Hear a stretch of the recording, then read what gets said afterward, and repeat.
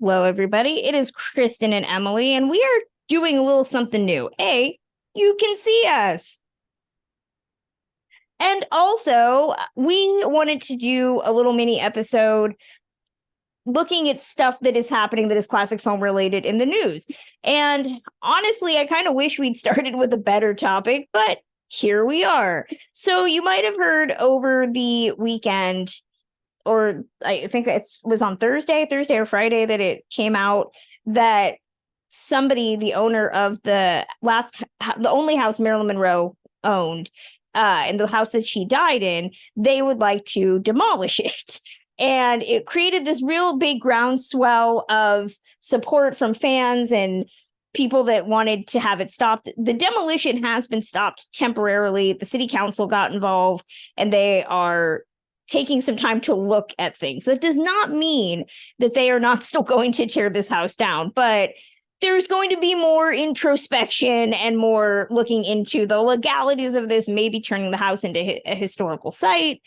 But it really got me thinking about, this is not the first time this happened. We've lost many old Hollywood homes over the years.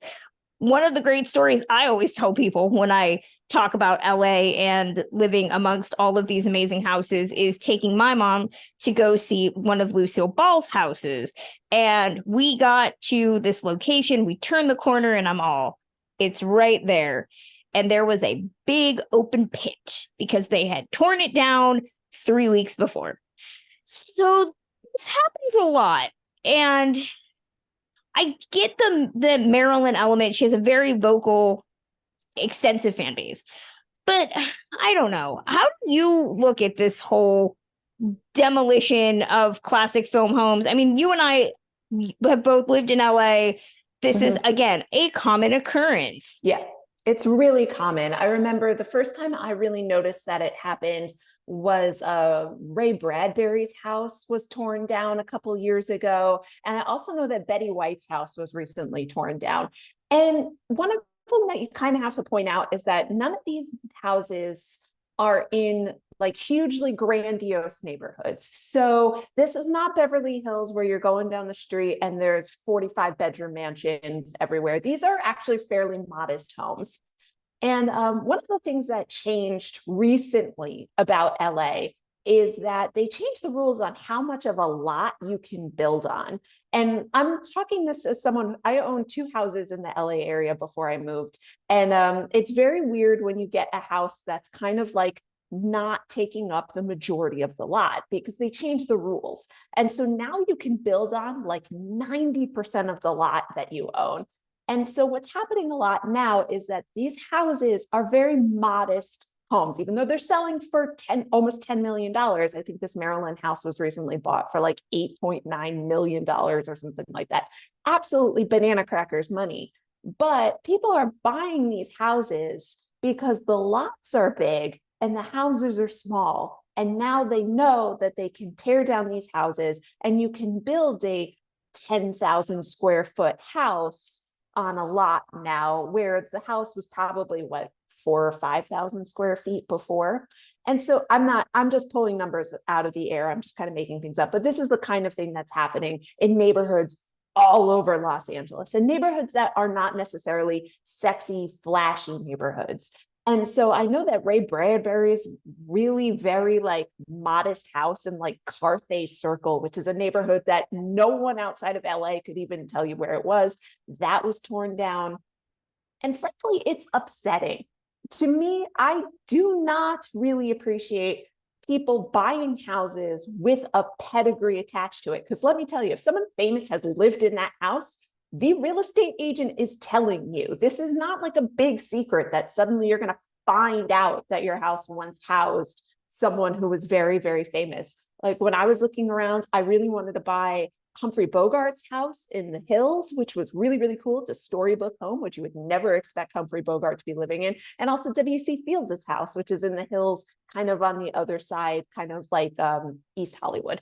And so it's like they tell you when someone has lived in this house. So I don't understand why these people are buying these houses at a markup just to tear them down. It doesn't make a whole lot of sense in an investment perspective, in a housing like funding perspective, like you are like most people are carrying a mortgage to what, rip down the house that you already overpaid for. I just don't get it.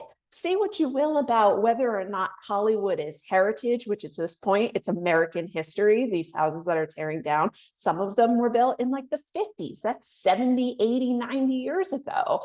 I just don't understand why you would do this. Just buy a different house in the same neighborhood.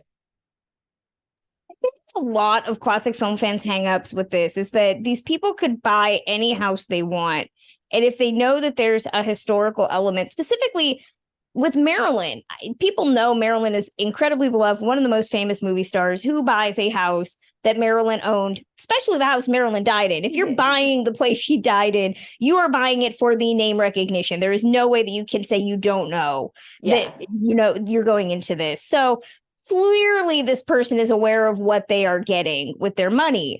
You know, I live in a historic house. I live in Shemp Howard's old house. It's been turned into an apartment complex. I have no idea what this house looked like originally. I'm assuming a lot has been changed, but the outside and the wiring is still very much from the 1940s.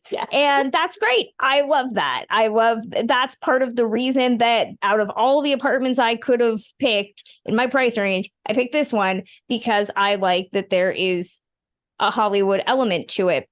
And there are a lot of homes in LA that are still standing, shockingly enough. Lupe Velez's house is still standing in its original condition. Again, I don't know if the interiors are the same. If the people living in that house are listening to this podcast and would like to let me inside, please call me. But it's shocking when you do find a house that is intact from that time period, because most people immediately just go to gutting. I think one of the most famous is when Pia Zadora bought Pickfair. And then Jane Mansfield's Pink Palace also got bought a couple of times and completely gutted. Falcon Lair, Rudolph Valentino's house, was bought by Doris Duke. And when she died, I think all that's left now is like a garage. One of the best and worst LA stories about how the home renovation laws are is the Sharon Tate house, Cielo Drive. Which, by the way, the address has been changed, but the guy who bought the house, which, by the way, is the guy who created Full House, he decided to tear it down. But there's a rule in the renovation laws. There's a difference between a renovation and a rebuild. So if you don't want to pay more money in taxes to rebuild a house after you demolish it, you have to keep one wall. One lone wall. So the house is completely redone. It is a monstrosity. The people that live below it hate it because it's so freaking ginormous. It overhangs over the cliff. But there is one kitchen wall that is the original house. So the question then becomes, is it still the same house? I would say no. I would say no. Yeah, I knew about the one wall rule, and most people just keep the one that still has the wood burning stove or the wood burning like fireplace, because you can't put those in LA anymore. So if you keep the original wood burning fireplace and the chimney as your one wall, you can rebuild the entire rest of the house. And it's just bananas to me. And again, like, I don't have a problem with people modernizing old houses. Again, I lived in old houses my entire life. Here on the East Coast, I've lived in houses that were built in the 1770s. I have no problems with people putting modern things. A lot of things that were built in the 1950s are straight up dangerous. Like, you've got asbestos tile and stuff like that. Like, you can't keep that in a house anymore. Lead paint, things like that. But reuse rooms, update the kitchen, I don't care. But like, the outside has to stay the outside. The inside, you probably shouldn't knock down every wall. I mean, let's have some love for the heritage and the history of the city that you're living in. If this is just property development, go to Arizona, I guess. Like, I just don't understand the monetary perspective of it, because I'm sure all these people are filthy rich, like richer than your wildest dreams, if you're buying a $9 million house just to knock it down. But from a marketing perspective and an investment perspective, it just doesn't make sense to do what they're doing. I just don't get it. It really doesn't make sense. And that's where I think that people got really frustrated with this specifically, because it's not just that Marilyn's fan base is really large and very vocal, but I think it's the fact that there is no real excuse. Again, the person living in this house who cannot say that they don't know the historical nature of this house. But at the same time, a lot of people have said that the odds of getting this house intact and not being demolished is pretty much slim to none. If the buyer wants to tear it down, they will tear it down. The only way, and I'm not a housing lawyer, somebody can correct me, but I've been told the only way that this could be stopped completely is if somebody offered to buy this person out, or if they were able to turn it into a historical building. Both of those take a lot of time and money, and you need to have people interested in a prolonged fight.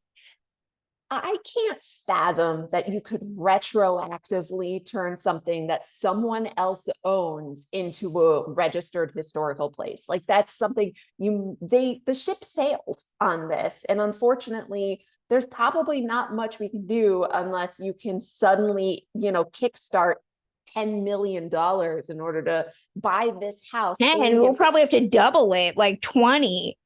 Exactly.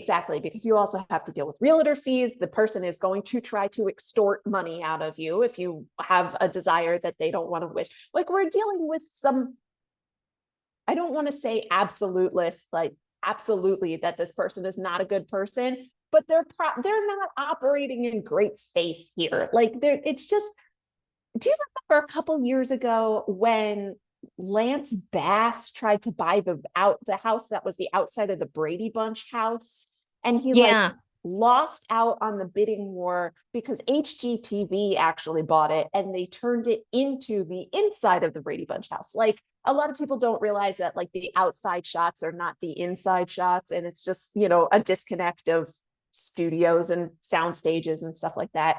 Like, I went to go visit the Golden Girls house, which is also in Brentwood, which is probably actually really close to where this is happening. And it's like, but like, the inside doesn't have the lanai in Blanche's bedroom, but like the Mildred Pierce house is very similar. They didn't use the inside, but they used the front. Yeah. And it's really fun. That's like a certain aspect of Hollywood that's just really interesting. But it's just, yeah, I don't know where I was going with this, but it's just like Hollywood, LA gets so much crap for not having a history. And I'm air quoting this just in case you're listening to it. So why are the historical things that do exist, the things that are incredibly important to American culture, which at this point you can argue that the greatest export of America is the movie industry and the film industry, certainly the most profitable and certainly the most effective for spreading American culture for better or for worse. Like, why are we letting this happen exactly? It's not a cult of celebrity. This is a thing that actually happened. It is part of American culture. It's kind of like letting all of the jazz clubs in New York go under. It just doesn't make any sense. It really doesn't. And it's funny you bring up the Brady Bunch house, because that points to something important, which is like a corporation paid for this house only to use it as content because they turned it into a reality show about renovating the Brady Bunch house, and it made them probably more money than it cost to them to buy it. So yeah, short of like David Zaslav wanting some goodwill and going to buy this house for the fans, I just don't see this ending in our favor, which is unfortunate. But we've been in this situation before. We've lost some really great properties. There are several that are still around. But it does bring up the question of like what we value in LA. There is a reason that death tours are a huge market here. And as somebody who loves them, like, I love being able to go to these locations where people lived and yes, died. And it's, kind of a physical reminder, right? And LA is very much a city of both like death and destruction. Usually they go hand in hand because we demolish the places where people have died. And that's the LA circle of life. That being said, I always get really equally frustrated with locations that are clearly fascinating and have a rich history, but for some reason are just allowed to fall into disrepair. So there's like two sides to this coin, right? We bemoan the places that are still probably in really great condition and then get torn down needlessly. But then there are other locations where you're like, God, I wish I had money so that I could pour some love into this location, because whoever buys it is clearly going to argue that it is a teardown. I forget who it is. What is it? The lawyer Lisa Bloom bought the Los Feliz murder house, and is redoing it, which is very bizarre. But at the same time, I do think it is fairly interesting that she is rebuilding it, although it is going to look very different from what it originally looked like. But the structure is still there, so I guess that's a win. I mean, how many millions of dollars did they spend trying to keep the Ennis Brown house from Blade Runner from sliding down the hill? And the thing is you have to know that most of Frank Lloyd Wright's buildings are terribly made. They were not made to survive. They were made to be like art pieces and to show what he could do. And so in my mind, part of me is just kind of like, we understand that it is culturally significant because of the architect. It is culturally significant because of the movie that featured it, but also it's like $30 million. It's an amount of money. And a city that's had a housing shortage for I don't know how long. And so, part of me is just kind of like, what is considered like a reasonable thing for people to spend money on and what isn't? Because I feel like we should probably start finding a way to snap up all of these old Hollywood houses. Yeah, one of the houses that I love, and if you're ever in LA and you want to see something really cool but also very frustrating, is I am a huge fan of the Nicolosi Estate. It's rumored to be Johnny Weissmuller's house at one point, but that is kind of been disputed. But it's up in the hills a little bit near one of, I think, Walt Disney's houses. Hitchcock had a house up there. I forget exactly what part of LA that is, but it's on St. Pierre Road if you're in LA and you want to go see it. But it is a huge house that has clearly been in a fire of some kind. It is deteriorating, but it's a fantastic, breathtaking house, and you can see through the shrubs and the chain link fence that they've put up to dissuade looky-loos what looks to be an amazing stone pool that they have put. And if you read Mackenzie Phillips's memoir, she talked about growing up in the Nicolosi Estate and using the pool to roller skate as a kid. And it's a beautiful house. And every time I stop to go see it, and I try to like peek through the chain link fence, I'm fascinated. I'd love to know what it looks like inside. And most importantly, why it has seemingly sat in this state of disrepair for what I've been told is at least 2 decades. Clearly, there is some sort of issue. It's still owned by the Nicolosi family, so I'm not really sure what the story is. But I would love somebody to do something with it, because my fear is that that's definitely something that somebody's going to sell one day, and they're immediately just going to raise it because it looks like it's been through the ringer. I'm glad that you mentioned that you live in an old Hollywood person's house that has been carved up into apartments, because some of these houses are flipping enormous. Like, not the Marilyn Monroe house that's inspired this, but some of these houses are gargantuan estates. And so I don't understand why they can't be carved up into multifamily homes, why we can't, certainly they would only be rented by people who are already of means. Of some of these estates are really, really phenomenal. And obviously they would only be rented out to people. They would probably end up as Airbnbs and just take available housing off the thing. But again, I would probably have less of a problem with people being like, hey, we're going to demolish this single family home on a lot in Brentwood and put up condos or something that's multifamily, or at least have an ADU in the back. But these people aren't doing that. It's such a bummer. And again, the argument is there that you should be building multifamily. You should at least be building something where there's like a small house in the back or an apartment or something like that involved. They've changed the laws on this in LA quite recently, where they've, loosened the strictures on how many things can be multifamily and building ADUs and things like that. but that's not what they're doing. It's just driving me bananas. It's the great joys of living in Los Angeles is like there's so many solutions, but nobody really wants to do that. So it's frustrating. I'm hopeful that maybe something can be done to save the house, or at least maybe coerce this incredibly wealthy person to do something with it. But I don't see that happening, and I think we just need to prep for the inevitable. Which that's the thing. I don't really think there's an answer, but I think that it's causing all of us to, if anything, support housing associations. Like the LA Conservancy here is always looking for money, and they definitely need more funding to try to save a lot of these buildings that are unfortunately being bought by people with very deep pockets purely to profit off of the notoriety and change it all to hell. So yeah, I would definitely say check out the LA like historical conservancy and see if even if we can't save this one, maybe we can save something else. So much of it is just about value. Like I recently went to a little town here in Connecticut, and it used to be the seed capital of the United States. And you're thinking to yourself, what the hell is that? But like they started a company here in like the 1700s, 1800s, and they had fields where they grew plants for seeds and then shipped them out to the people who were farming in God knows where. And I'm like, that's really interesting. And as you walk down the main street where the seed company is still headquartered, every single house was built in the 1750s to like the 1830s or so. It's got a little plaque that tells you when the house was built, who lived there, why it was born, and why it was made, things like that.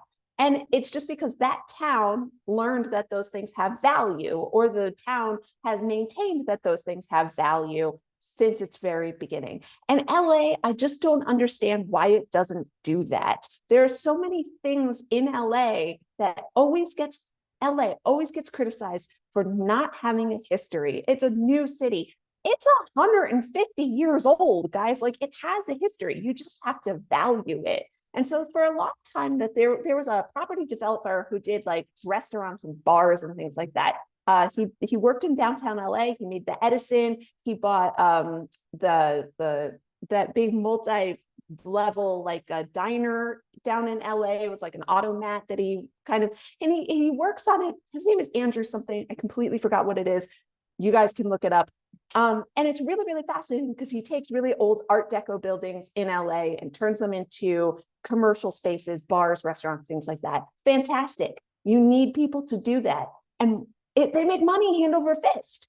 So again, why like the Apple store? What was it? The Apple store they opened a year or two ago that was actually like an Art Deco theater, and now it's like the most opulent Apple store. Like, that's a great way to reuse space. I love stuff like that. I will say this is probably the last thing I have for this topic. If you're interested in stuff like actual preservation, Emily, you probably know where I'm going with this. Palm Springs is a great example. You can go and find all sorts of buildings that have little plaques that say Cary Grant lived here, Bill Powell lived here.